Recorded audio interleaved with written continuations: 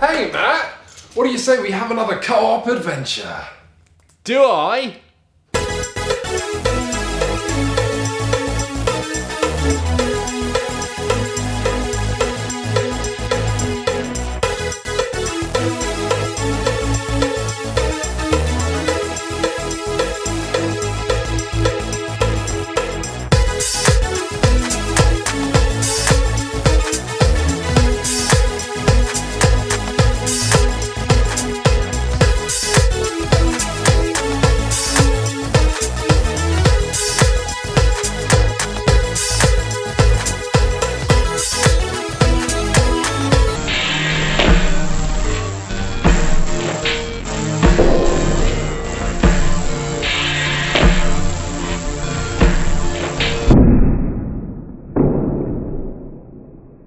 Chris! Ah! Oh my God!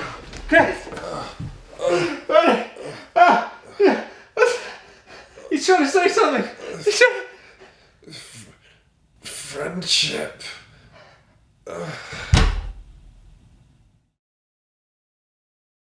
As silly as our website is, it's been about a year since we've actually reviewed something silly. Hannah.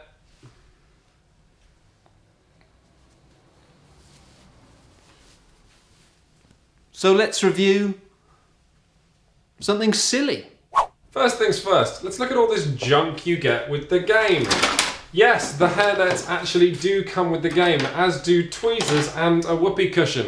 But that's about all you've got. In other words, it's an accurate simulation of the NHS under the Tories. Anyway, 2 to 9 children or drunks or drunk children are going to be trying to save a patient's life across just 12 minutes. You're going to divide into teams of 2 or 3, and everyone's going to have to work through a deck of tasks to do together. What kind of tasks? Are you going to tell me you don't know how to do tasks? Well, don't worry. Just take a quick trip to Matt and Quinn's Medical Polytechnic.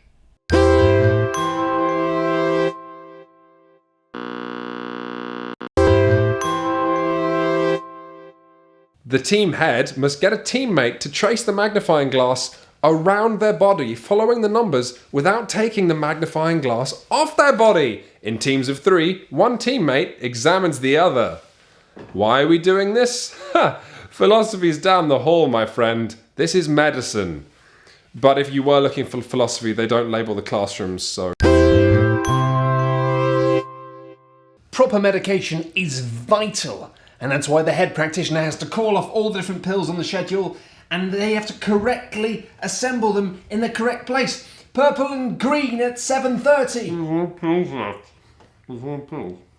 Have you eaten the pills? No, my mum. The team head must express to their team they need 4 objects, and the team must find those objects and pass them to the team head either with their hands or with tweezers, or must medically sterilise the object. How do you perform a medical sterilisation? Not to worry. That's precisely the kind of life skill we're here to teach you. Simply take the tool and rub it vigorously between the hands.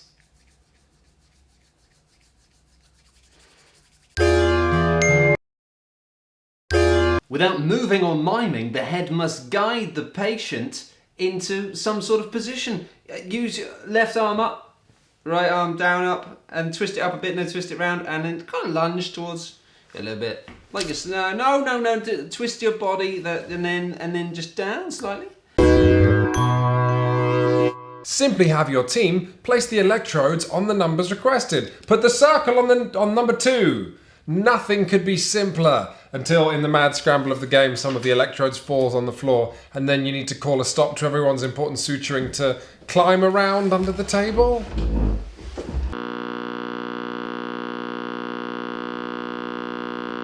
Next up is injections. It's easy. You just cross-reference the height or the blood type or the weight of the patient with the pharmaceutical chart just down here. Cross-reference that, of course, with the drugs in the box just over there with the syringe. So it's easy. Did you get that? What? Fantastic.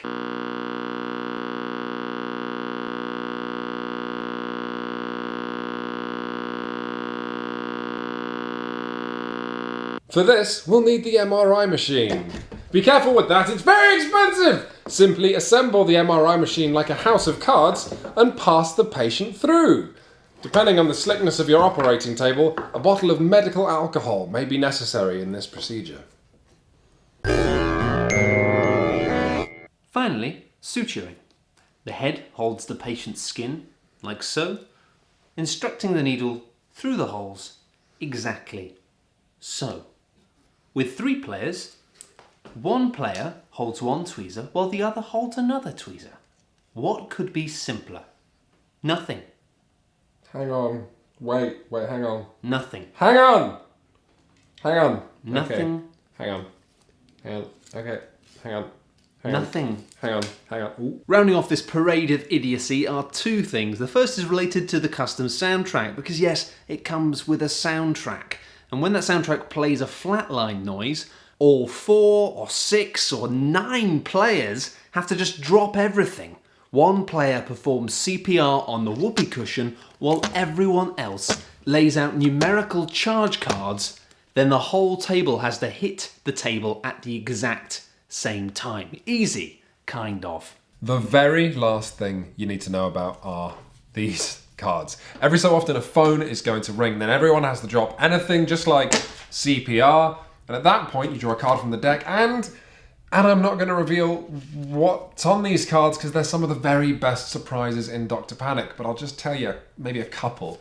One of them is that there's a package at the door and everyone has to run to the door and all of you have to sign that very card to receive the package and carry on with the game. That's awesome. One of the weaker examples of what's in this deck is that there's a power failure and everyone has to lie on their back and cycle for 10 seconds, which is not fun or funny. And that's Dr. Panic, an incredibly dumb game. I mean, look at it. And yet, this game does something that so many smart games that we review doesn't, you know? So many smart games are fantasy or sci-fi or steampunk. So many smart games are area control or worker placement or war games or hidden role games. This is a new idea in a new setting and it's so fresh. And in doing that, despite being stupid, it's done one of the smartest things a board game can do. It's different. And I love it for that. And I love that Dr. Panic creates some genuinely perfect moments. When there's 30 seconds on the clock and the team are desperately, frantically trying to solve the last suturing puzzle, that's beautiful. Some of the cards in the phone call deck are so outside the box as to be actual genius. And the moments of 5 or 7 or 9 players all coming back from their corners of the room to perform CPR and then running back to what they were doing is a unique and satisfying social interaction. There's also the fact that this is like a really tense game that features a whoopee cushion. That's genius. Genius. Also a game with actual hairnets. Complete genius. So there you have it. If you're watching this video and you think that your group of friends would have an amazing time with Dr. Panic, you are almost certainly not wrong. Get this game, you're going to love it. And even if you don't, you'll probably be too drunk and you'll be wearing hairnets. And it's over in 12 minutes anyway, so good stuff. But if you really want to know what we think of this as a design, well. So if Dr. Panic is a genius, then it's that Good Will Hunting sort of genius where it could be brilliant and life-changing. It could be a game that makes everybody laugh and not just people who set out to like it in the first place, but it's just not.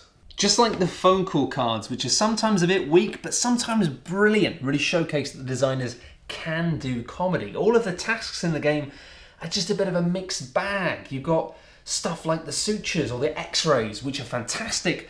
Meanwhile, you've got stuff like the pills and the electrodes, which frankly just feel a bit fillery.